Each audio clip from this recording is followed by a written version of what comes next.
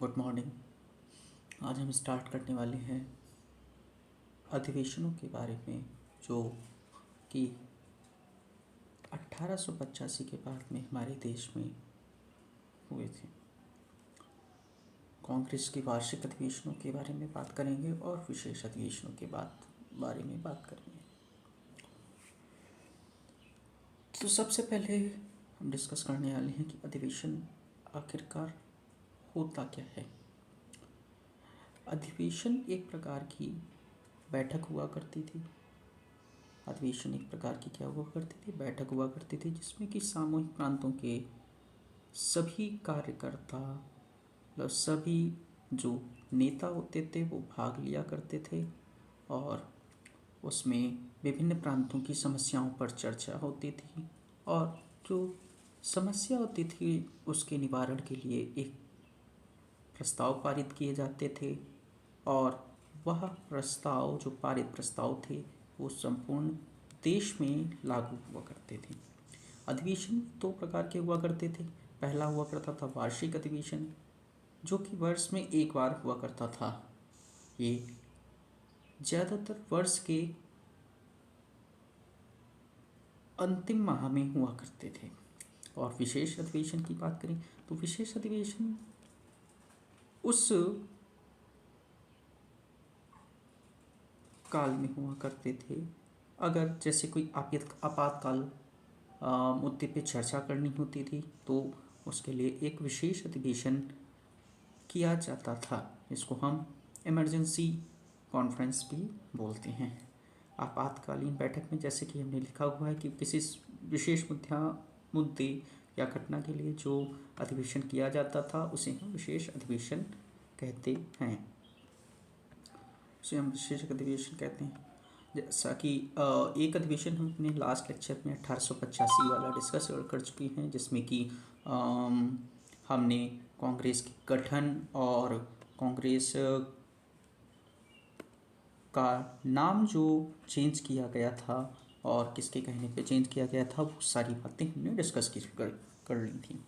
अब नेक्स्ट अधिवेशन की बात आती है तो जो 1885 के बाद में अधिवेशन हुआ वो था 1886 का अधिवेशन। कौन सा अधिवेशन था? 1886 का अधिवेशन। 1886 के अधिवेशन में सबसे महत्वपूर्ण अगर बात करते हैं तो स्थान क्या था? इसका स्थान कलकत्ता था। और अध्यक्ष की बात करें तो दादा भाई नारोजी इसके अध्यक्ष हुआ करते थे। दादा भाई नारोजी इसके अध्यक्ष हुआ करते थे। दादा भाई नारोजी इसके अध्यक्ष हुआ करते थे।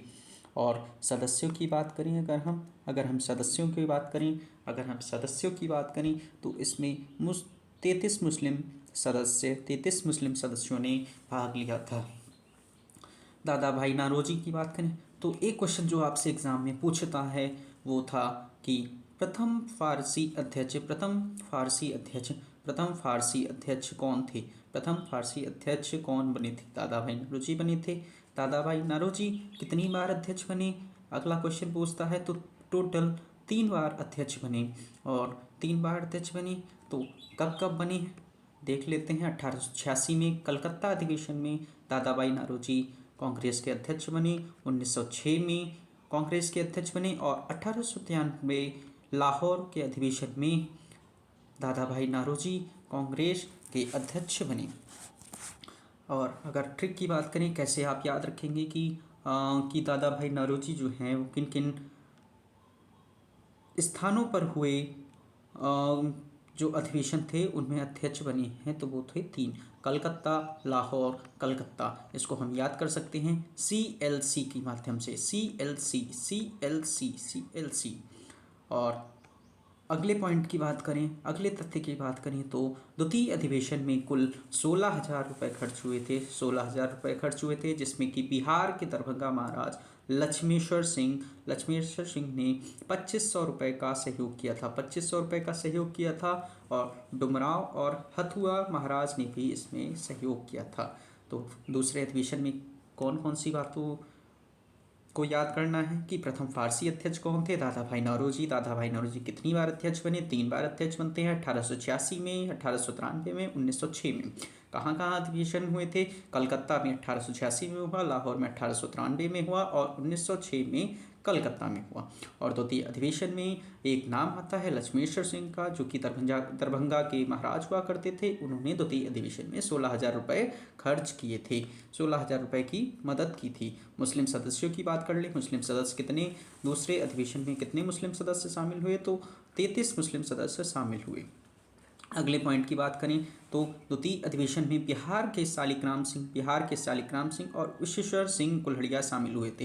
ये जैसा कि हमने आपको पिछले लेक्चर में भी बताया था कि बिहार से दूसरे अधिवेशन में 2 लोग शामिल हुए थे। ये हमारे बिहार की SCERT में दिया हुआ है और ये क्वेश्चन अक्सर हमसे BPSC में पूछा जाता है। इनके सहयोगी के रूप में 2 लोग शामिल हुए थे, शालिग्राम सिंह और विश्वेश्वर सिंह के सहयोगी के रूप में पूर्ण नारायण सिन्हा और गजोधर प्रसाद शामिल हुए थे। कौन कौन नाम याद रखने हैं, शालिग्राम सिंह, विश्वेश्वर सिंह। कौन कौन इनके सहयोगी के रूप में शामिल हुआ था, पूर्णेंद्र नारायण सिन्हा और गजोधर प्रसाद। कहीं कहीं आपको गजाधर प्रसाद भी मिलता है, कहीं कहीं आपको गजोधर प्रसाद भी मिलता है। तो अंग्रेजों ने और अगला पॉइंट के बारे में बात करें। अंग्रेजों ने सभी कांग्रेसी सदस्यों टोटल कितने सदस्य शामिल हुए थे, 436 सदस्य शामिल हुए थे। उनको वेलकम पार्टी दी थी। वेलकम पार्टी जैसे कि उठान भोज हम देते हैं, फेयरवेल पार्टी देते हैं, फेयरवेल तो नहीं बोलेंगे, जैसे हम अपने कॉलेज में नए बैच को पार्टी देते हैं जब वो ज्वाइन करता है, वैसे ही अंग्रेजों ने सभी कांग्रेसी सदस्यों को उत्थान भोज दिया था। आपको एक ट्रिक बताते हैं, कैसे याद करेंगे, तो 1886 में, जैसे 1886 में 6 आखिरी में लिखा हुआ है, वैसे ही 436 सदस्य शामिल हुए। 6 को 6 से आप याद कर सकते हैं, 6 से याद कर सकते हैं।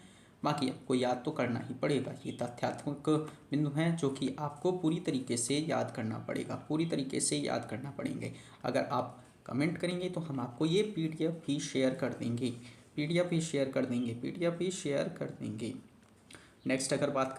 नेक्स्ट बात करें तो 1887 का अधिवेशन। नेक्स्ट आता है 1887 का अधिवेशन, तीसरा अधिवेशन था। यह कांग्रेस का तीसरा वार्षिक अधिवेशन था। तीसरे वार्षिक अधिवेशन के तथ्यों के बारे में बात करें।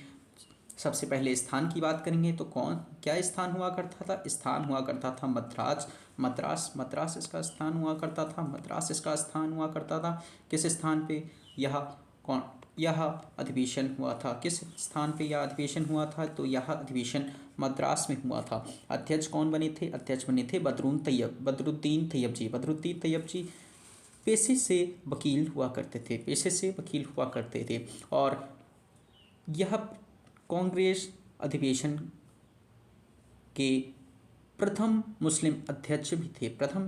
मुस्लिम अध्यक्ष थे। इसी अधिवेशन के दौरान कांग्रेसी मनों का नारा दिया गया था। कांग्रेसी मनों का नारा की बात करें तो इसी अधिवेशन में दिया गया था। और तीसरे पॉइंट के बारे में बात करें तो प्रथम बार संपूर्ण जनता को कांग्रेस में शामिल होने की अपील इसी अधिवेशन में की गई थी। यह पॉइंट बहुत इंपॉर्टेंट है। महादेव गोविंद रानडे ने सोशल कॉन्फ्रेंस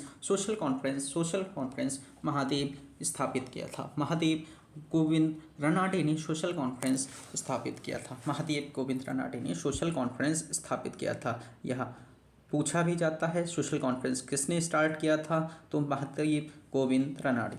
अगले पॉइंट के बारे में बात करें तो लॉर्ड डफरिन ने कांग्रेस को सूक्ष्म अल्पसंख्यक जनता का प्रतिनिधित्व करने वाला संस्था बताया था।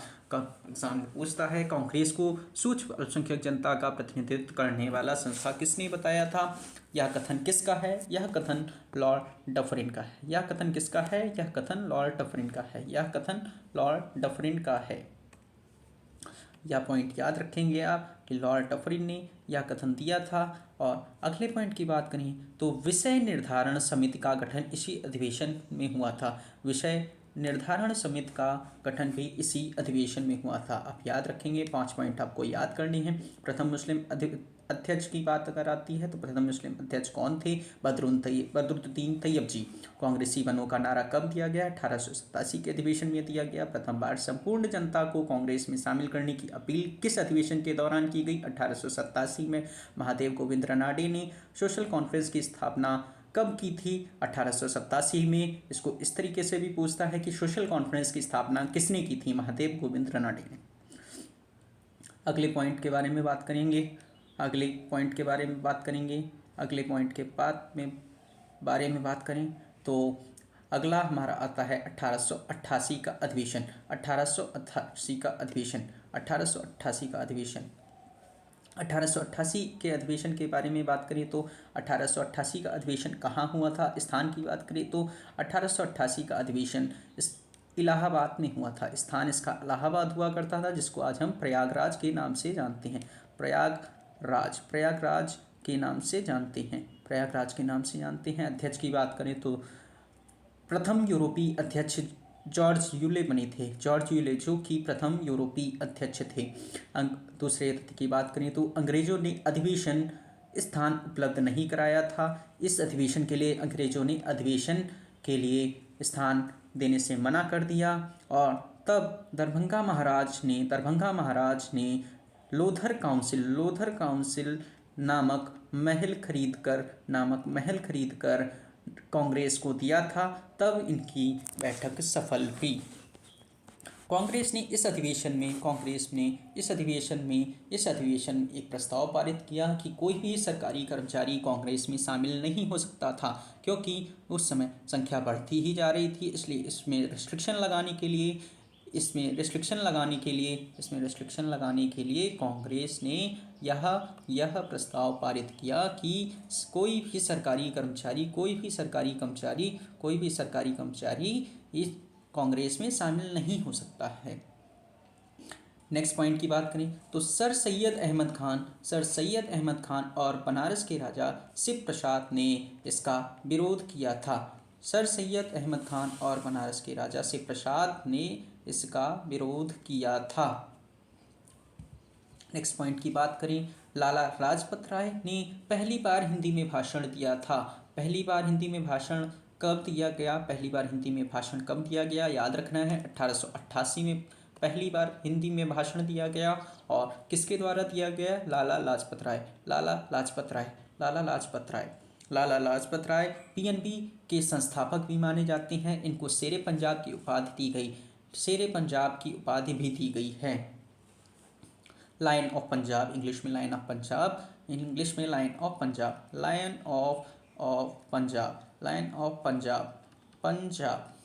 नेक्स्ट पॉइंट की बात करें इसमें हमको याद रखना है प्रथम यूरोपीय अध्यक्ष कौन थे? George Yule. स्थान पूछता है, इलाहाबाद में हुआ था। 1888 का अधिवेशन कहाँ हुआ था? 1888 का अधिवेशन इलाहाबाद में हुआ था। और इसमें एक क्वेश्चन और आपसे बनता है कि पहली बार हिंदी में भाषण किसने दिया था? तो लाला लाजपत राय ने 1888 के दौरान दिया था। अब अधिवेशन तो बहुत सारे हुए, लेकिन हमको जो मुख्य अधिवेशन याद रखने हैं वो है 1885 का, 1886 का, 1887 का, 1888 का और 1889 का। ये शुरुआती दौर के कुछ अधिवेशन हैं जो हमको याद रखने हैं। इसमें अक्सर आपसे क्वेश्चंस पूछता है, याद रखने हैं। इनको आपको रट लेना है, समझ लेना है, याद कर लेना है। नेक्स्ट अधिवेशन की बात करें तो 1889 का अधिवेशन। 1889 के अधिवेशन के बारे में बात करें तो 1889 के अधिवेशन का स्थान हुआ करता था बॉम्बे। 1889 का अधिवेशन बॉम्बे में हुआ था और इसके अध्यक्ष हुआ करते थे विलियम वेटरबर्न।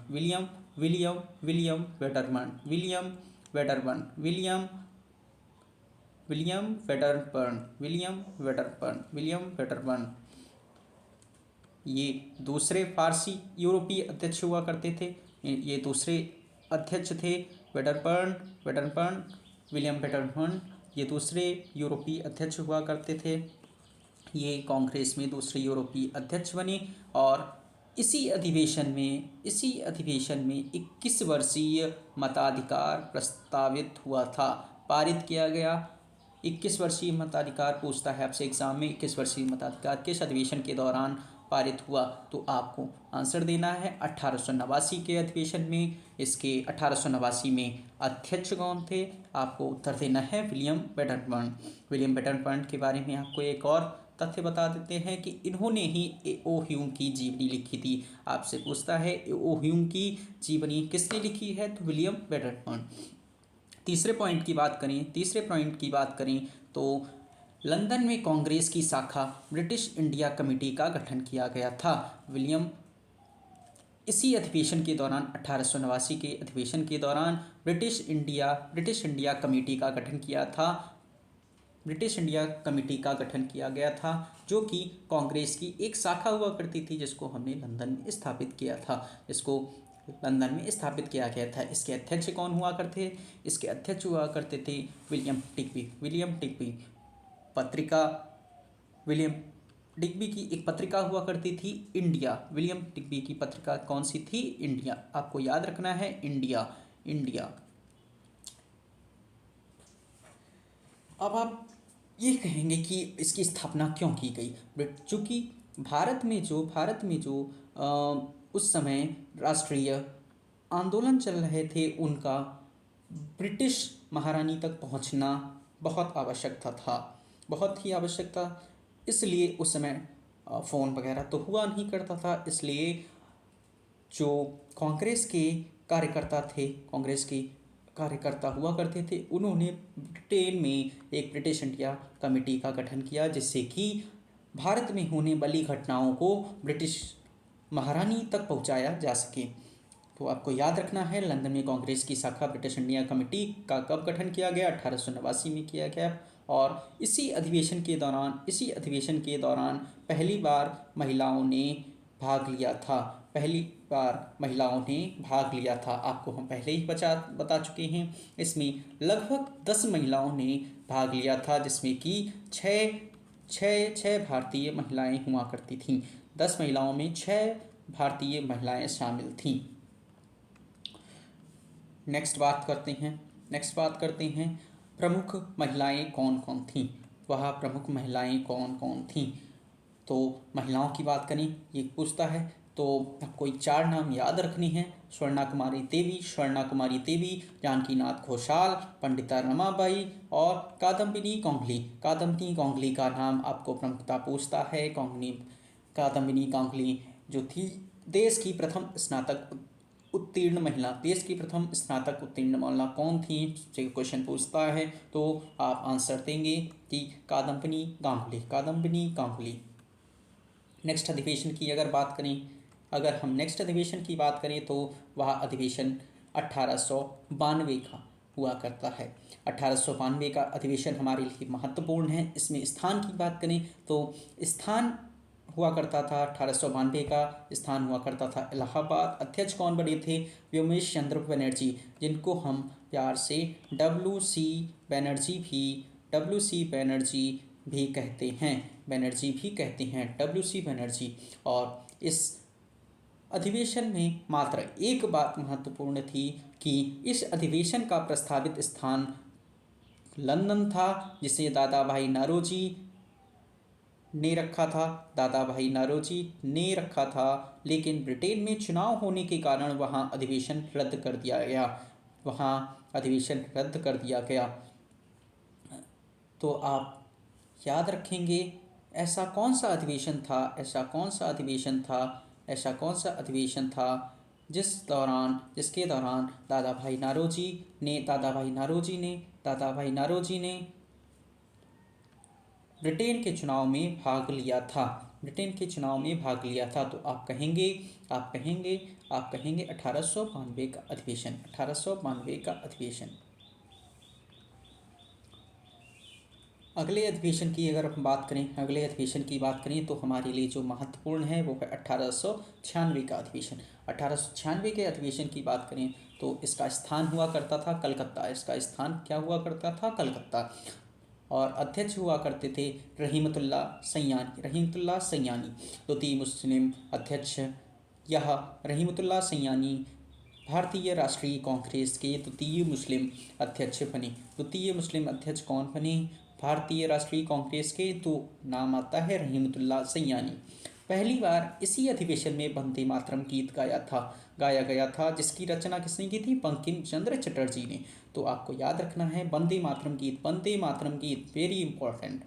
ये वंदे मातरम गीत कब गाया गया? 1896 के अधिवेशन में गाया गया। यह अधिवेशन कहाँ हुआ? कलकत्ता में हुआ। इसके अध्यक्ष कौन थे? रहमतुल्लाह सैयानी।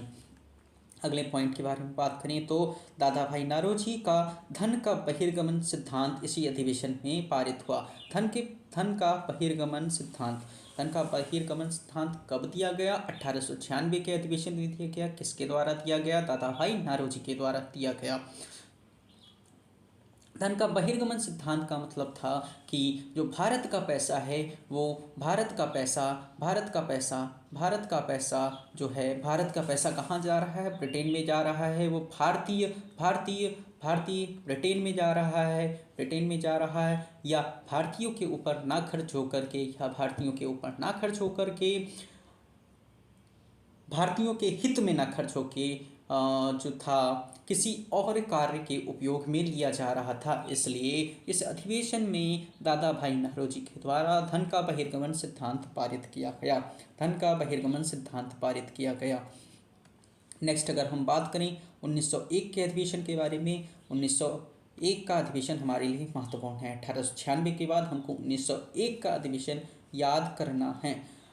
ये बहुत ही महत्वपूर्ण अधिवेशन है परीक्षा की दृष्टि से। 1901 का अधिवेशन जो था इसका स्थान हुआ करता था कलकत्ता और इसके अध्यक्ष बने थे दिनसा एडल्वी वाचा। कौन अध्यक्ष बना था? दिनसा एडल्वी वाचा इसके अध्यक्ष बने थे। 1901 का अधिवेशन कलकत्ता में हुआ था। सबसे इम्पोर्टेंट जो तथ्य है वो है कि महात्मा गांधी ने पहली बार महात्मा गांधी किस अधिवेशन में शामिल हुए थे? किस अधिवेशन में? भारतीय राष्ट्रीय कांग्रेस के अधिवेशन में भाग लिया था। तो महात्मा गांधी ने पहली बार 1901 के अधिवेशन जो कि कलकत्ता में हुआ था उसमें भाग लिया था।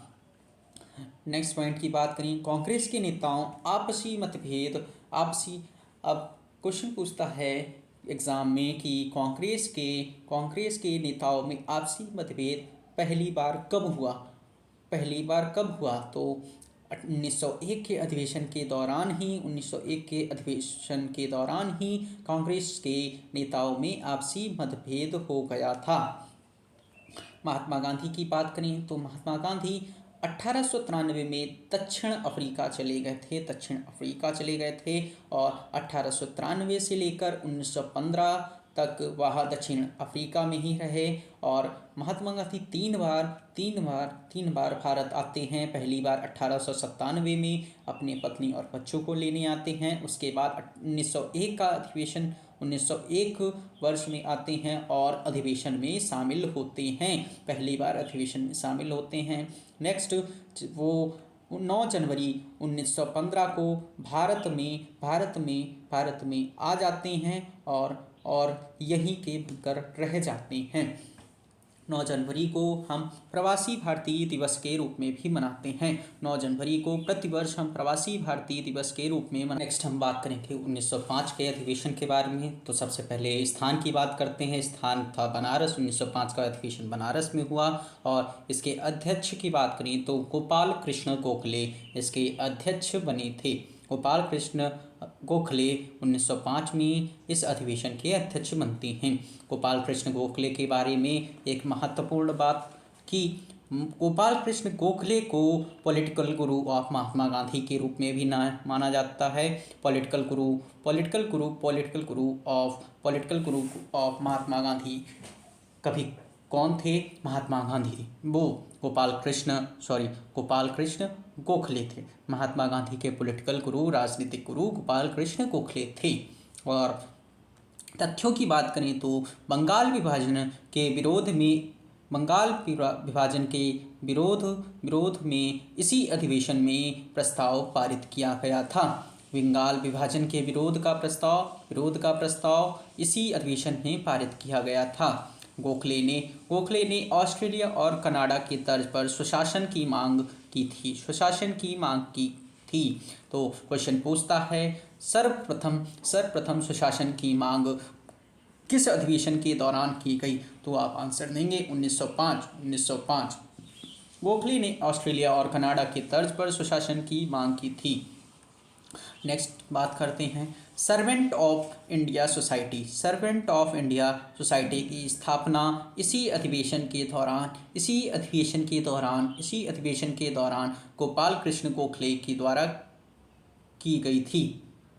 सर्वेंट ऑफ, तो इसमें क्वेश्चन आपसे पूछता है कि बंगाल विभाजन के विरोध में प्रस्ताव कब पारित किया गया? 1905 में। 1905 में सर्वप्रथम स्वशासन की मांग कब की गई थी? 1905 में। किसके द्वारा की गई थी?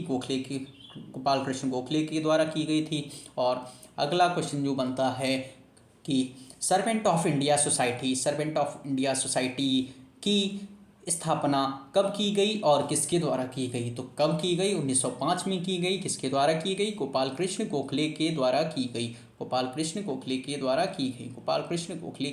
की गई। नेक्स्ट अगर बात करते हैं, नेक्स्ट इंपॉर्टेंट अधिवेशन जो है 1906 का अधिवेशन। 1906 का अधिवेशन कहाँ हुआ था? कलकत्ता में हुआ था। इसके अध्यक्ष कौन थे? अध्यक्ष थे दादाभाई नारोजी।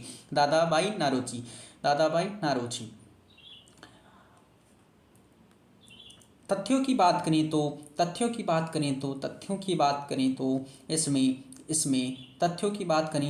अध्यक्ष पद का विवाद होता है। डॉक्टर रासबिहारी बोस और बाल गंगाधर तिलक और डॉक्टर रासबिहारी बोस दो उम्मीदवार खड़े किए गए कि अध्यक्ष बनेंगे। इनके बीच विवाद होता है। डॉक्टर रासबिहारी बोस की तरफ से भूपेंद्र नाथ बसु को खड़ा किया गया और बाल गंगाधर तिलक की तरफ से दादाभाई नारोजी को अध्यक्ष बनाने का प्रस्ताव किया गया। चूंकि विवाद हो गया था, इसलिए इस अधिवेशन के दौरान अब से यह प्रस्ताव पारित किया गया कि अध्यक्ष पद के लिए भी चुनाव होगा। इस अधिवेशन में 4 प्रस्ताव पारित किए जाते हैं। पहला स्वदेशी आंदोलन का प्रस्ताव कब पारित किया गया? 1906 के अधिवेशन के दौरान। स्वराज की मांग कब की गई? 1906 के अधिवेशन में। बहिष्कार आंदोलन की बात करें, इसी अधिवेशन में लागू किया गया। राष्ट्रीय शिक्षा की मांग, बहिष्कार आंदोलन, स्वदेशी आंदोलन, स्वराज।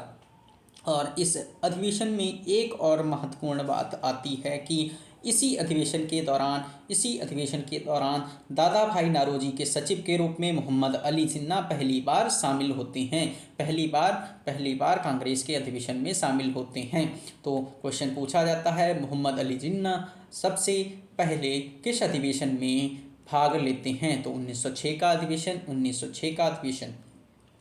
नेक्स्ट अगर बात करें तो कुछ पॉइंट आपको याद रखने हैं कि स्वराज शब्द का सबसे पहले प्रयोग किसने किया था? सबसे पहले प्रयोग करते हैं स्वामी दयानंद सरस्वती। और स्वराज शब्द किसने दिया था? स्वराज शब्द कृष्ण कुमार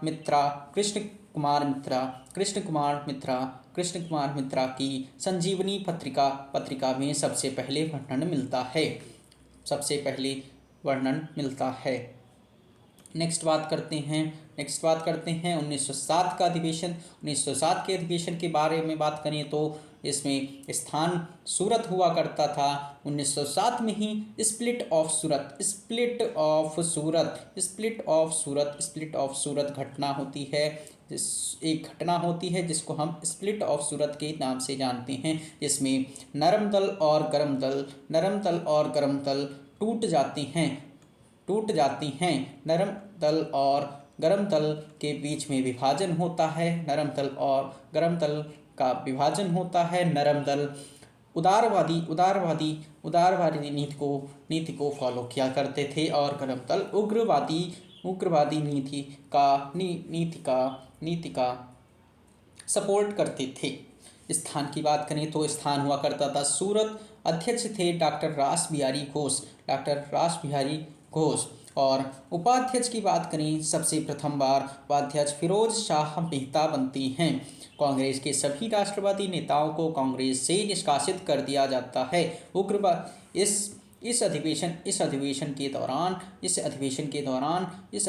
दौरान उग्रवादी नेताओं को निष्कासित कर दिया जाता है, कांग्रेस से बाहर निकाल दिया जाता है पूरे 7 वर्ष के लिए, पूरे 7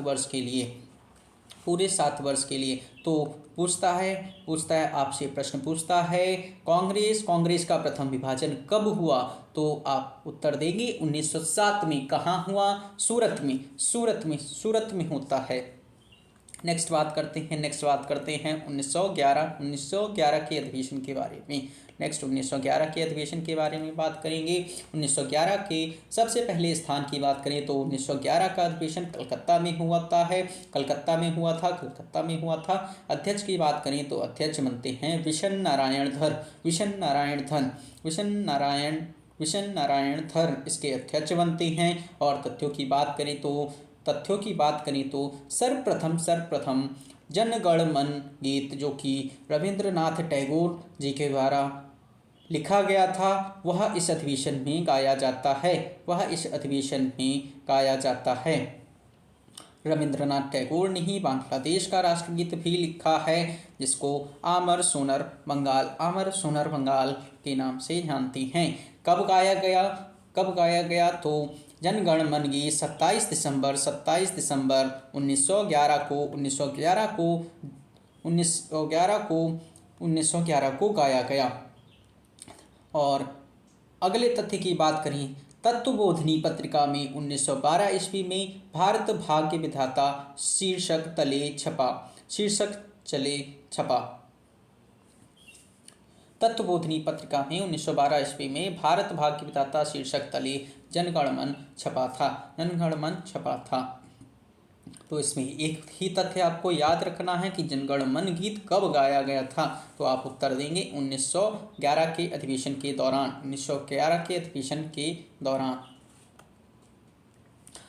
1912 अधिवेशन जो कि हमारे एग्जाम पॉइंट ऑफ व्यू के लिए बहुत ही इम्पॉर्टेंट है, क्योंकि यह प्रथम अधिवेशन था जो कि बिहार में हुआ था।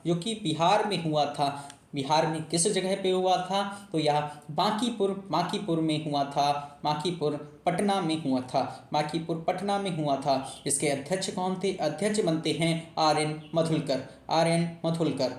मधुलकर इसके अध्यक्ष बनते हैं। बिहार में आयोजित यह प्रथम अधिवेशन था। और टोटल अधिवेशन जो बिहार के अंदर में हुए थे उनकी संख्या 3 है। प्रथम अधिवेशन जो कि 1912 में बांकीपुर में होता है और इसके अध्यक्ष बनते हैं आर.एन. मधुलकर। और दूसरा अधिवेशन 1922 में होता है जो कि गया में होता है और इसके अध्यक्ष बनते हैं चित्तरंजन दास। तीसरे अधिवेशन की बात करें तो 1940 जो कि रामगढ़ में हुआ था। रामगढ़ जो कि आज झारखंड में है, उस समय बिहार में ही हुआ करता था। तो आप एग्जाम में अगर पूछता है कि बिहार में होने वाला तीसरा अधिवेशन कांग्रेस का कहाँ हुआ था, तो आप बिहार लगाएंगे। और स्थान की बात पूछे तो आप रामगढ़ लगाएंगे। और इसके अध्यक्ष हुआ करते थे मौलाना अबुल कलाम आज़ाद इसके अध्यक्ष हुआ करते थे। यह कांग्रेस का 27वां अधिवेशन था। हुआ करता था। नेक्स्ट अधिवेशन की बात करें अगर हम तो 1916 का अधिवेशन बहुत ही इम्पॉर्टेंट है। जैसे 1912 का अधिवेशन हमारे लिए महत्वपूर्ण है और वैसे ही 1916 का अधिवेशन हमारे लिए इम्पॉर्टेंट है। और स्थान की बात करें तो लखनऊ में यह अधिवेशन होता है। इसके अध्यक्ष बनते हैं अंबिका चरण मजूमदार इसके अध्यक्ष बनते हैं। और तथ्यों की बात करें तो गरम दल और नरम दल के बीच समझौता होता है। इस अधिवेशन के दौरान गरम दल और नरम दल के बीच समझौता होता है। और कांग्रेस और मुस्लिम लीग के बीच में भी इसी अधिवेशन के दौरान समझौता होता है। मध्यस्थता कौन करते हैं? इस समझौते में मध्यस्थता कौन करते हैं? एनी बेसेंट और बाल गंगाधर तिलक गरम दल की तरफ से, नरम दल की तरफ से बाल गंगाधर तिलक समझौते के लिए समझौते के लिए मध्यस्थता करते हैं। कांग्रेस और मुस्लिम लीग की बात करें तो कांग्रेस की तरफ से बाल गंगाधर तिलक, मुस्लिम लीग की तरफ से जिन्ना मध्यस्थता करते हैं। अब आपसे एक प्रश्न और पूछता है, कांग्रेस और मुस्लिम लीग के बीच समझौता जब 1916 में हुआ था तो इसका विरोध किसने किया था? तो विरोध करने वाले व्यक्ति और कोई नहीं, मदन मोहन मालवीय हुआ करते थे। और अगला क्वेश्चन जो इस अधिवेशन से बनता है वह यह बनता है कि सरोजिनी नायडू इस अधिवेशन में कांग्रेस में शामिल हुई थी। सरोजिनी नायडू जिनको हम नाइटिंगेल ऑफ इंडिया के नाम से भी जानते हैं। नाइटिंगेल ऑफ इंडिया के नाम से जानते हैं। नाइटिंगेल ऑफ इंडिया किसे जाना जाता है? Nightingale of India Sarojini Naidu इसी अधिवेशन के दौरान कांग्रेस में शामिल होती हैं। नेक्स्ट बात करें तो मुस्लिम लीग के पृथक निर्वाचन की मांग को कांग्रेस ने स्वीकार कर लिया था। तो आपसे प्रश्न पूछता है, कांग्रेस ने मुस्लिम लीग की प्रथम निर्वाचन मांग को किस अधिवेशन के दौरान स्वीकारा? तो आप उत्तर देंगे 1916 के अधिवेशन के दौरान। और क्वेश्चन पूछता है कि गरम दल नरम दल के बीच समझौता कब हुआ है? पहली बार समझौता कब होता है? तो 1916 में होता है। मुस्लिम लीग और कांग्रेस के बीच समझौता कब होता है? 1916 में होता है। सरोजिनी नायडू किस अधिवेशन के दौरान शामिल हुई? तो आप उत्तर देंगे 1916। और 1916 के अधिवेशन में एक और महत्वपूर्ण बात जो थी वो हम डिस्कस कर लेते हैं। इसी अधिवेशन के दौरान मुसलमानों के पृथक निर्वाचन सीट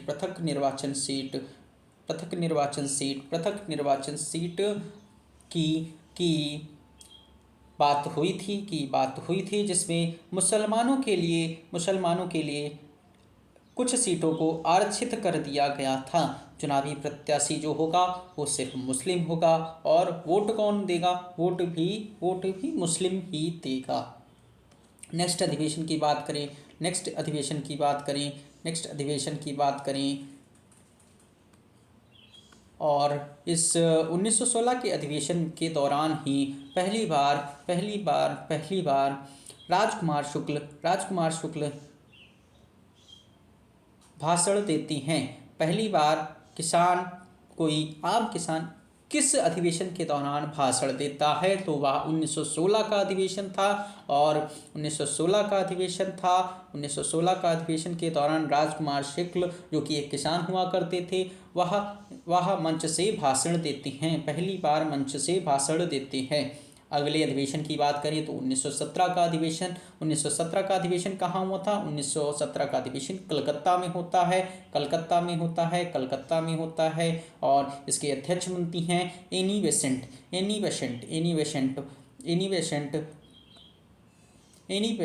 आयरिश मूल की महिला थी और इनका जन्म ब्रिटेन में हुआ था। इनका जन्म कहाँ हुआ था? ब्रिटेन में हुआ था। और यह थियोसॉफिकल सोसाइटी की सदस्य थी। भारत में होम रूल की स्थापना करने वाली यही महिला थी। एनी बेसेंट को ही माना जाता है। प्रश्न पूछता है, भारत में होम रूल लीग की स्थापना किसने की थी? तो हम उत्तर देते हैं एनी बेसेंट। प्रथम महिला अध्यक्ष एनी बेसेंट थी। प्रथम यूरोपीय महिला अध्यक्ष भी एनी बेसेंट ही थी। और अगले पॉइंट की बात करें तो बहुत ही इम्पॉर्टेंट है हमारे एग्ज़ाम के लिए। पहली बार इसी अधिवेशन में तिरंगा झंडा फहराया गया। पहली बार तिरंगा झंडा कब फहराया गया? पहली बार तिरंगा झंडा 1917 के अधिवेशन में ही फहराया गया था। नेक्स्ट बात करें तो एनी बेसेंट भारत में होम रूल की संस्थापक मानी जाती हैं। जैसा कि हम बताए हैं आपको कि 1917 में यह पहली बार तिरंगा झंडा फहराया जाता है। और एनी बेसेंट को हम होम रूल की संस्थापक मानते हैं। अगले अधिवेशन की बात करें तो 1918 का अधिवेशन, 1918 का अधिवेशन, 1918 का अधिवेशन की बात करते हैं। 1918 में एक अधिवेशन होता है, वार्षिक अधिवेशन, एक वार्षिक अधिवेशन होता है, वार्षिक अधिवेशन, वार्षिक अधिवेशन होता है, और एक अधिवेशन जो होता है वह विशेष अधिवेशन होता है, विशेष अधिवेशन होता है। तो आपसे प्रश्न पूछेगा एग्ज़ाम में कि पहली बार विशेष अधिवेशन कब हुआ था, तो आप उत्तर देंगे पहली बार विशेष अधिवेशन 1918 में हुआ था। पहली बार विशेष अधिवेशन 1918 में हुआ था। स्थान क्या था? वार्षिक अधिवेशन का स्थान दिल्ली था। अध्यक्ष बने थे मदन मोहन मालवीय। अध्यक्ष कौन बना था? मदन मोहन मालवीय बने थे। तथ्यों की बात करें तो कांग्रेस का दूसरा विभाजन इसी अधिवेशन के दौरान हुआ था। कांग्रेस का दूसरा विभाजन 1918 में होता है। पहला विभाजन 1907 में होता है, जिसका समझौता 1916 में होता है, और 1918 में पुनः इसका विभाजन हो जाता है, पुनः इसका विभाजन हो जाता है। इसलिए हम यह भी कहते हैं कि कांग्रेस का दूसरा विभाजन 1918 में होता है। अगले पॉइंट की बात करें तो हिंदी भाषा पर जोर देने का प्रस्ताव इसी अधिवेशन में पारित किया गया। हिंदी भाषा के प्रयोग का प्रस्ताव कब पारित किया गया, तो हम उत्तर देते हैं 1918। और विशेष अधिवेशन की बात करें तो विशेष अधिवेशन का स्थान क्या था? विशेष अधिवेशन का स्थान था बॉम्बे, और इसके अध्यक्ष हुआ करते थे सैयद हसन इमाम। इसके अध्यक्ष हुआ करते थे सैयद हसन इमाम।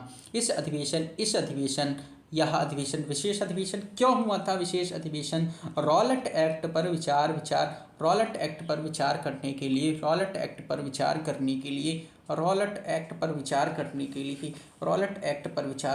लिए इस अधिवेशन को बुलाया गया था।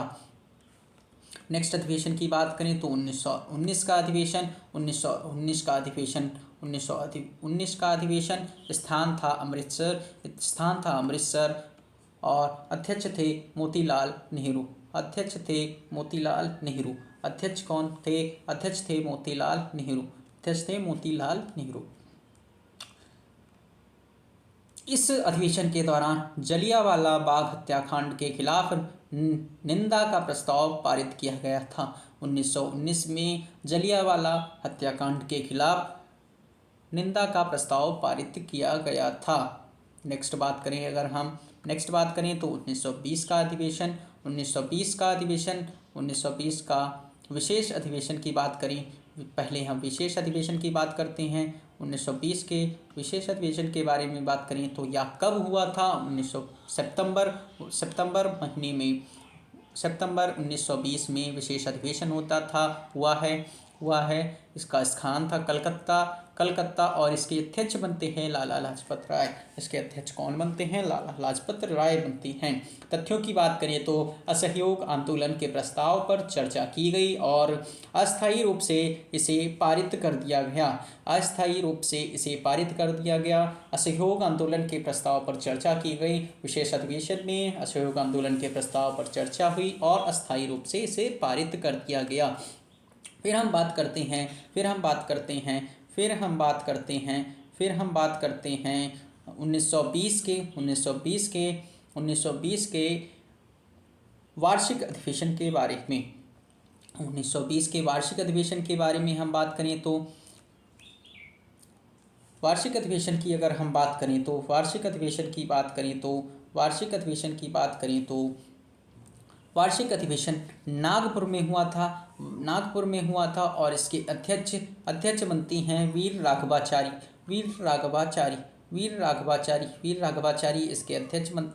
राघवाचारी इसके अध्यक्ष बनते हैं। और 1920 का वार्षिक अधिवेशन कहाँ हुआ था? स्थान की बात करें तो नागपुर में हुआ था। और तथ्यों की बात करें तो पहला तथ्य जो हमको याद रखना है वह है असहयोग का प्रस्ताव पारित किया गया। इस अधिवेशन के दौरान असहयोग का प्रस्ताव पारित किया गया। भाषाई आधार पर राज्य, भाषाई आधार पर राज्य की बात इसी अधिवेशन के दौरान कही गई। भाषाई आधार पर राज्य की बात इसी अधिवेशन के दौरान कही गई।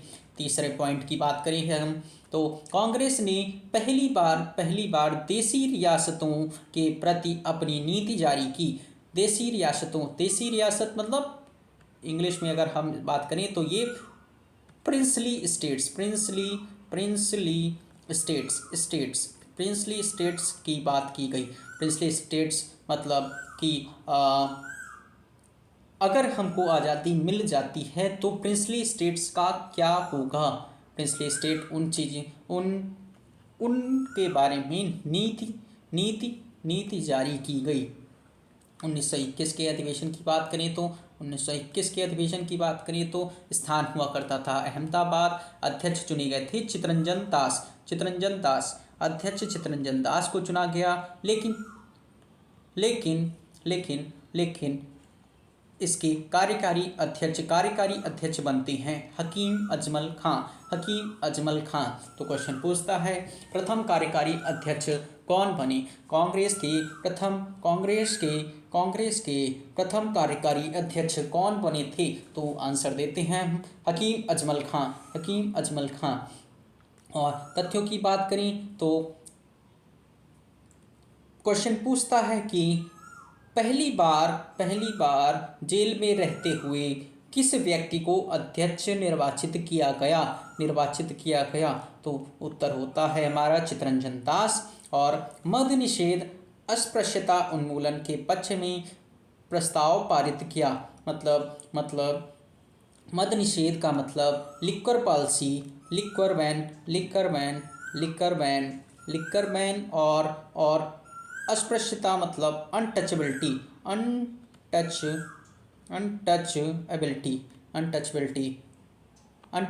के लिए पहली बार प्रस्ताव कब पारित किया गया तो हम कहते हैं 1921 में।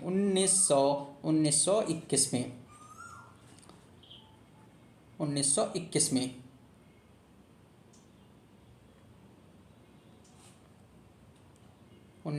में अनटचेबिलिटी और लिक्कर बैन के पक्ष में प्रस्ताव पारित होता है। इसमें 2 पॉइंट हम याद रखेंगे। पहले कार्यकारी अध्यक्ष हकीम अजमल खां और अनटचेबिलिटी लिक्कर बैन के विरोध में कब प्रस्ताव पारित किया गया तो 1921 में। नेक्स्ट अधिवेशन की अगर हम बात करें तो वो आता है 1922 का अधिवेशन जो कि 1912 के 10 साल बाद होता है। 1912 के 10 साल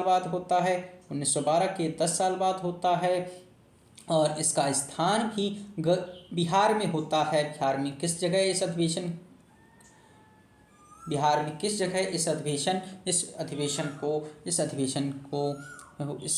को कहाँ प्रस्तावित किया गया था। गया में। और यह गया में हुआ। अध्यक्ष बनते हैं चितरंजन दास जी।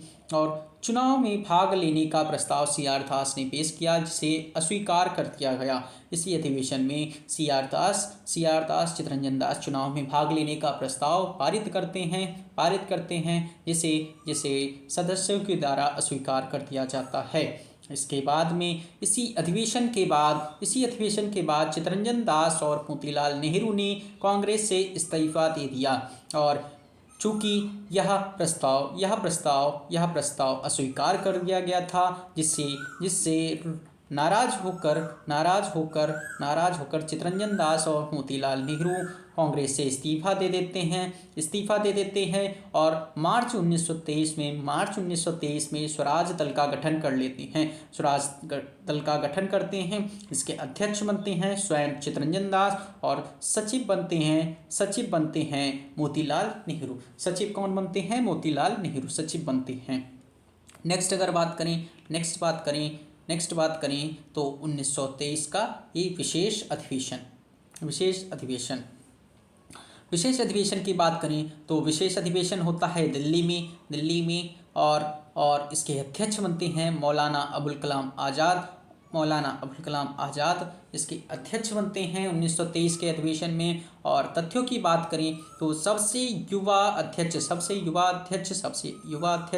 कांग्रेस के, अगर क्वेश्चन पूछे आपसे कि सबसे युवा अध्यक्ष कौन बने थे, तो आप उत्तर देंगे मौलाना अबुल कलाम आज़ाद। स्वराज दल के सदस्यों को कांग्रेस में स्वराज और इसी अधिवेशन के दौरान स्वराज दल जो कि गठित किया गया था चित्तरंजन दास के द्वारा 1923 में, उसके सदस्यों की कांग्रेस में वापसी हो जाती है। और एक वार्षिक अधिवेशन होता है 1923 के ही दौरान में, और इसका स्थान होता है काकीनाडा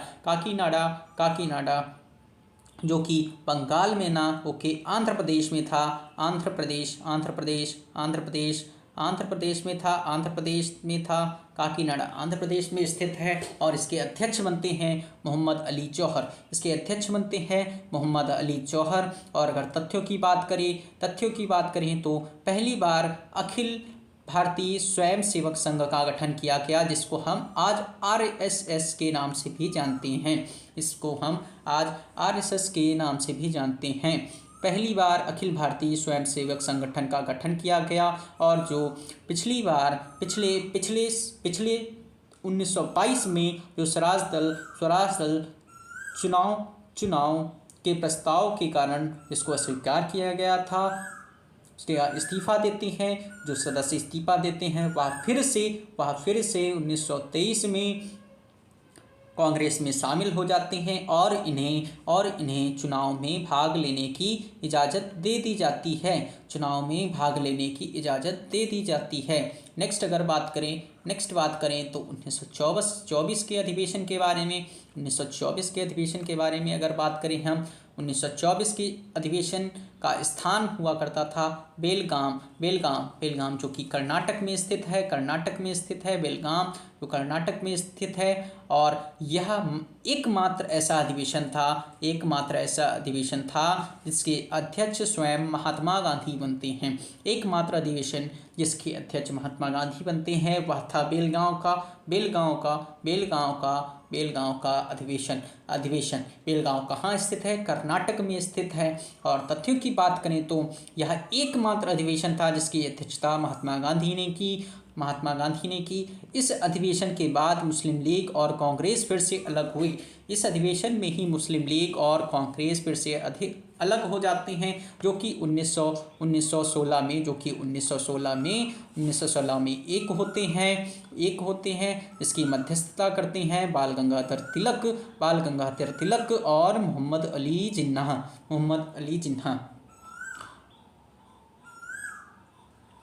अलग हो जाते हैं। गांधीदास समझौता इसी अधिवेशन के दौरान होता है। गांधीदास समझौता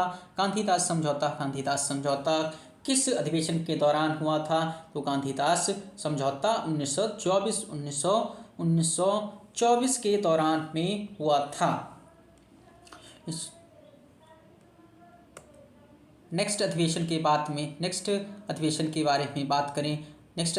बारे में बात करें तो 1925 का अधिवेशन का स्थान होता है कानपुर था। और अध्यक्ष बनी थी सरोजनी नायडू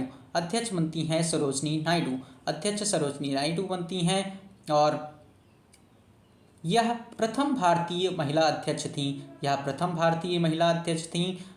भारतीय महिला अध्यक्ष सरोजनी नायडू बनती हैं। और प्रथम महिला अध्यक्ष की बात करें तो 1917 में कौन बनती हैं जिसे हम नाइटिंगेल ऑफ इंडिया भी कहते हैं।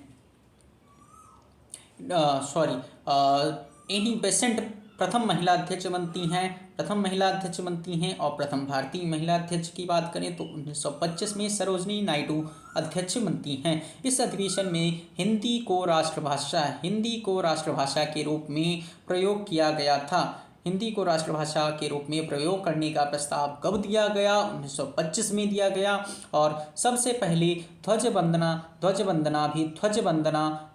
भी इसी अधिवेशन में गाया गया था, जिसको श्यामलाल गुप्त ने गाया था। ध्वजवंदना विजय विश्व तिरंगा प्यारा, झंडा ऊंचा रहे हमारा, ये हम गाते हैं। वही वंदना इस अधिवेशन में गाई गई थी। नेक्स्ट अधिवेशन की बात करें तो स्थान था गुवाहाटी। 1926 का अधिवेशन, स्थान होता है गुवाहाटी। अध्यक्ष बनते हैं श्रीनिवास अय्यंगर। इस अधिवेशन में मात्र एक बात आपको याद रखती हैं, 1926 के दौरान ही कांग्रेस के नेताओं को खादी वस्त्र पहनना अनिवार्य कर दिया गया था। मतलब जो भी कांग्रेस में नेता था उसको खादी वस्त्र पहनना ही था। नेक्स्ट बात करते हैं 1927 का अधिवेशन। 1927 के अधिवेशन की बात करें तो स्थान होता है मद्रास। अध्यक्ष बनते हैं डॉक्टर एम.ए. अंसारी। 1927 के अधिवेशन की बात करें तो स्थान था मद्रास और अध्यक्ष बनते हैं डॉक्टर एम.ए. अंसारी अध्यक्ष बनते हैं। और तथ्यों की बात करें तो 1927 में साइमन वापस जाओ का नारा पहली बार इसी अधिवेशन में लगाया गया था। 1927 में साइमन कमीशन का गठन होता है। 1927 में रिपोर्ट प्रस्तुत करता है जिसके विरोध में साइमन वापस जाओ का नारा लगाया जाता है। और इस नारे को लिखा गया था यूसुफ मेहरली के द्वारा। नेक्स्ट पॉइंट, जो कांग्रेस ने अपना नया लक्ष्य पूर्ण स्वाधीनता कब घोषित किया? पूर्ण स्वाधीनता का लक्ष्य कांग्रेस ने कब घोषित किया? तो 1927 में कांग्रेस पूर्ण स्वाधीनता का लक्ष्य घोषित करती है। 1929 का अधिवेशन, स्थान होता है लाहौर। अध्यक्ष बनते हैं जवाहरलाल नेहरू। 1929 का अधिवेशन कहाँ हुआ था? लाहौर में हुआ था। इसके अध्यक्ष बनते हैं जवाहरलाल नेहरू। इसके अध्यक्ष बनते हैं जवाहरलाल नेहरू।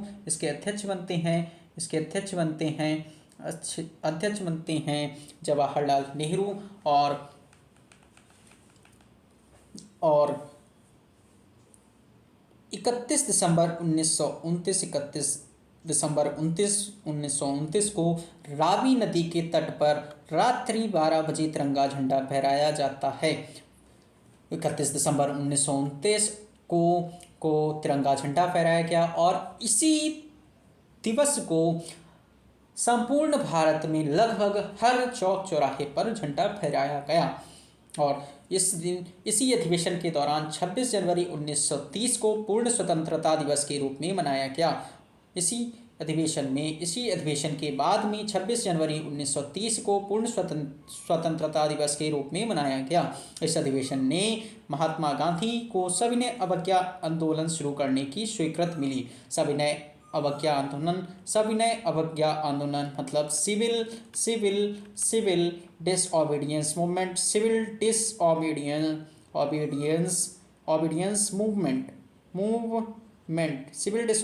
मूवमेंट कब शुरू? सिविल डिसओबीडियंस शुरू करने की इजाज़त स्वीकृति महात्मा गांधी को कब मिलती है? 1929 के अधिवेशन के दौरान मिलती है। 1929 के अधिवेशन के दौरान बात कर रहे थे 1931 के अधिवेशन के बारे में। 1931 का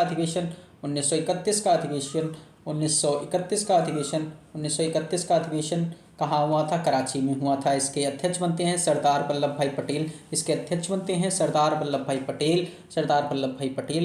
अध्यक्ष बनते हैं। इसमें स्थान हमारे लिए महत्वपूर्ण है 1931 का स्थान। इसी अधिवेशन में जवाहरलाल नेहरू ने मूल अधिकारों की मांग का प्रस्ताव पेश किया था। मूल अधिकारों फंडामेंटल राइट्स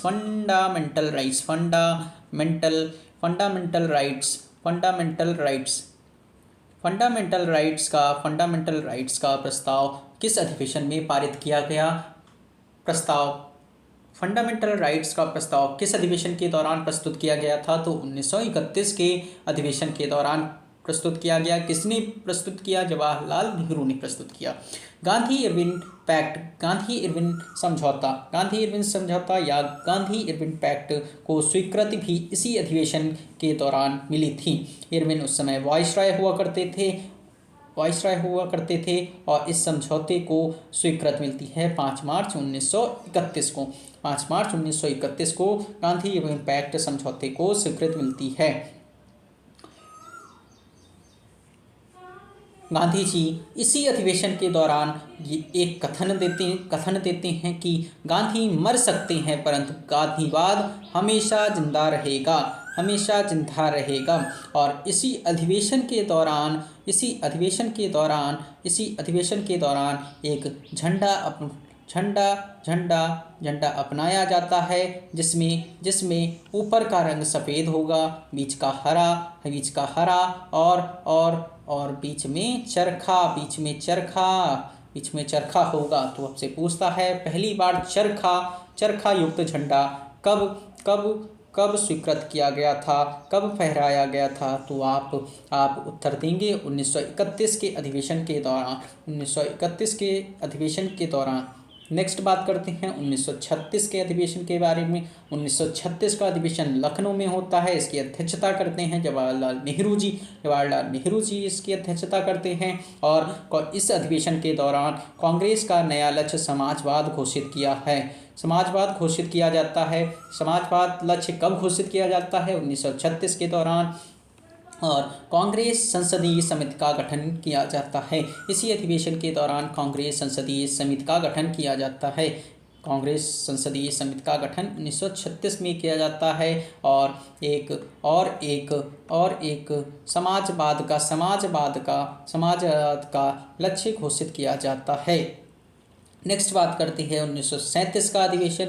1937 का अधिवेशन होता है फैजपुर बंगाल।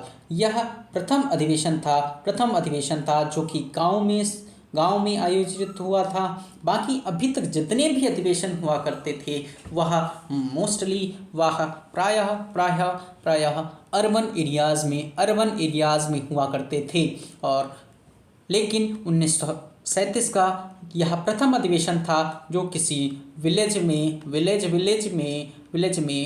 में वो आयोजित किया गया था। और 1937 के अधिवेशन के दौरान 13 सूत्रीय कृषि कार्यक्रम घोषित किए गए थे।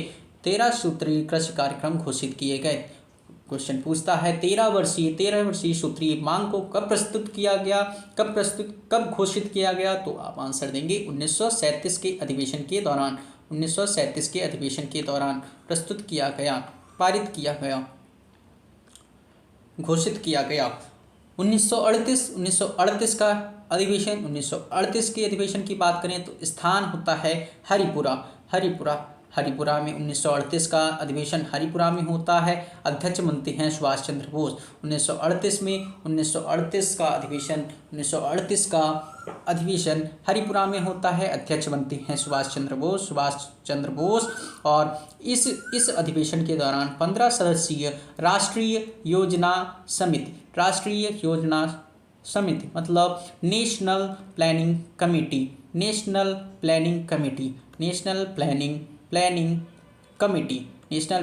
कमेटी का गठन इसी अधिवेशन के दौरान किया जाता है। नेशनल प्लानिंग कमेटी का गठन इसी अधिवेशन के दौरान किया जाता है। इसके अध्यक्ष बनते हैं जवाहरलाल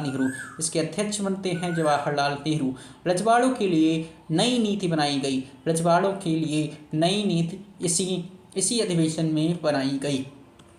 1939 का अधिवेशन की बात करें तो यह हमारे लिए महत्वपूर्ण है। 1939 का अधिवेशन होता है त्रिपुरी जबलपुर जो कि मध्य प्रदेश में सिचुएटेड है, मध्य प्रदेश में पड़ता है।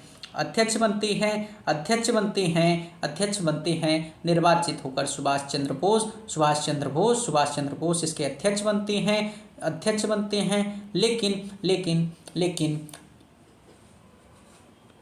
जब अध्यक्ष पद का चुनाव होता है तो तो एक तरफ से खड़े होते हैं सुभाष चंद्र बोस और दूसरी तरफ से खड़े होते हैं पट्टाभी सीतारमैया, जो कि महात्मा गांधी के द्वारा समर्थित उम्मीदवार थे। इस इलेक्शन में यह होता है कि सुभाष चंद्र बोस जीत जाते हैं, पर गांधी जी इससे खुश नहीं होते हैं, इसलिए सुभाष चंद्र बोस इस्तीफा दे देते हैं और 1939 में फॉरवर्ड ब्लॉक का गठन करते हैं। सुभाष चंद्र बोस जी जब इस्तीफा दे देते हैं तो इसके 1939 के अधिवेशन के अस्थायी अध्यक्ष बनाए जाते हैं डॉक्टर राजेंद्र प्रसाद इसके अस्थायी अध्यक्ष बनाए जाते हैं और सुभाष चंद्र बोस फॉरवर्ड ब्लॉक का गठन करते हैं। नेक्स्ट अगर हम बात करें 1940 का अधिवेशन, 1940 का अधिवेशन रामगढ़ में आयोजित होता है। रामगढ़ में बिहार में आयोजित होता है, जो कि प्रेजेंट में झारखंड में पड़ता है। अध्यक्ष की बात करें तो मौलाना अबुल कलाम आज़ाद इसके अध्यक्ष बनते हैं, जो कि हमारे प्रथम एजुकेशन मिनिस्टर भी हुआ करते थे। प्रथम एजुकेशन मिनिस्टर बनते हैं जब भारत आज़ाद हो जाता है। और इस तथ्यों की बात करें तो भारत छोड़ो आंदोलन का प्रारूप प्रस्ताव मौलाना अबुल कलाम आज़ाद ने इसी अधिवेशन में पारित किया था। भारत छोड़ो आंदोलन का प्रस्ताव कब पारित होता है तो वह पारित होता है 1940 के अधिवेशन के दौरान, और इस प्रस्ताव के बाद कांग्रेस को गैर कानूनी घोषित कर दिया जाता है। भारत में कांग्रेस की बढ़ती एक्टिविटीज़ को देखकर जो ब्रिटिशर्स इसे गैर कानूनी इल्लीगल घोषित कर देते हैं। इल्लीगल जब घोषित कर देते हैं तो इसको 1941 से लेके 1945 तक यह इलीगल घोषित रहता है। इसलिए 1941 से लेके कोई बैठक नहीं होती है, कोई मीटिंग नहीं होती है। तो अगर बात करें तो 1940 से लेकर 1945 तक कांग्रेस के भारतीय राष्ट्रीय कांग्रेस के अध्यक्ष बनते हैं मौलाना अबुल कलाम आज़ाद। प्रश्न पूछता है सबसे लंबे समय तक कौन अध्यक्ष बना तो मौलाना अबुल कलाम आज़ाद सबसे लंबे समय तक अध्यक्ष बनते हैं। 1946 का अधिवेशन मेरठ में होता है और इसके अध्यक्ष बनते हैं जेबी कृपलानी इसके अध्यक्ष बनते हैं। अगला अधिवेशन जो था वो 1946 में दिसंबर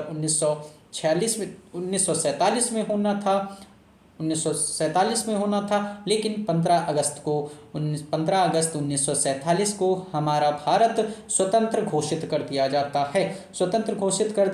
है। इसलिए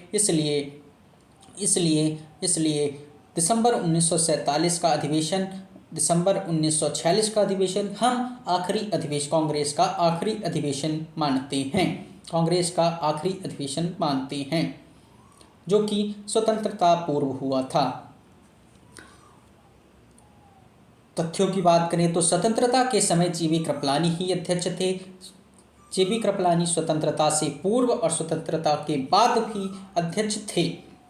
1948 का अधिवेशन जयपुर में होता है। जयपुर राजस्थान में पड़ता है और इसके अध्यक्ष बनते हैं महात्मा गांधी के समर्थित उम्मीदवार पट्टाभी सीतारमैया। और तथ्यों की बात करें स्वतंत्रता के बाद यह पहला अधिवेशन था। तो हम याद रखेंगे स्वतंत्रता के बाद पहला अधिवेशन कब हुआ। स्वतंत्रता के बाद पहला अधिवेशन 1948 में हुआ। स्वतंत्रता के बाद पहला अधिवेशन 1948 में हुआ। इसके अध्यक्ष बनते हैं पट्टाभी सीतारमैया और इसकी शुरुआत राष्ट्रगान और राष्ट्रगीत गाकर की गई। गाकर की गई। और इसी के साथ हमारा महत्वपूर्ण अधिवेशन जो भारतीय राष्ट्रीय कांग्रेस के द्वारा किए गए वह टॉपिक ख़त्म होता है। और अगर हम क्वेश्चंस की बात करें तो लगभग इसमें से 4-5 क्वेश्चन हमेशा ही पूछे जाते हैं। तो आप जितने भी तथ्य आपको पढ़ाए हैं सब आप याद कर लें, रिवाइज कर लें, पढ़ लें, ताकि इनमें से जो भी प्रश्न आपसे पूछा जाता है, जो भी क्वेश्चंस आपसे पूछा जाता है वह आप पूर्णतः सही करें। थैंक्स। यहाँ पर हमारा ये अधिवेशन का क्लास ख़त्म होता है। और नेक्स्ट लेक्चर में आगे हम आपको कई सारी चीज़ें पढ़ाएंगे। नेक्स्ट अधिवेशन में हम होम रूल लीग की बात करेंगे और कई सारी चीज़ों के बारे में बात करें। अगर आपको यह हमारा लेक्चर पसंद आया हो तो प्लीज़ आप अपने फ्रेंड्स को शेयर करें, लाइक करें और सब्सक्राइब भी कर दें। आपके लिए हम इतना मेहनत कर रहे हैं तो इतना तो आप कर ही सकते हैं। Thank you. मिलते हैं नेक्स्ट क्लास में इसके आगे के टॉपिक्स के साथ, जिसमें कि हम डिस्कस करेंगे कई सारे अन्य टॉपिक। इसके बाद में 2-3 टॉपिक और बचता है जो कि हम आपको 4-5 क्लासेस में ख़त्म कर देंगे। और यह भी आपसे गारंटी करते हैं कि इस सारे लेक्चर्स से बाहर आपके पेपर में कोई भी क्वेश्चन नहीं आएगा। और इसके बाद में हम बिहार स्पेशल भी पढ़ेंगे। जिससे कि बिहार स्पेशल से जो भी क्वेश्चंस हमारे प्रश्न पत्र में आते हैं बिहार स्पेशल पढ़ेंगे।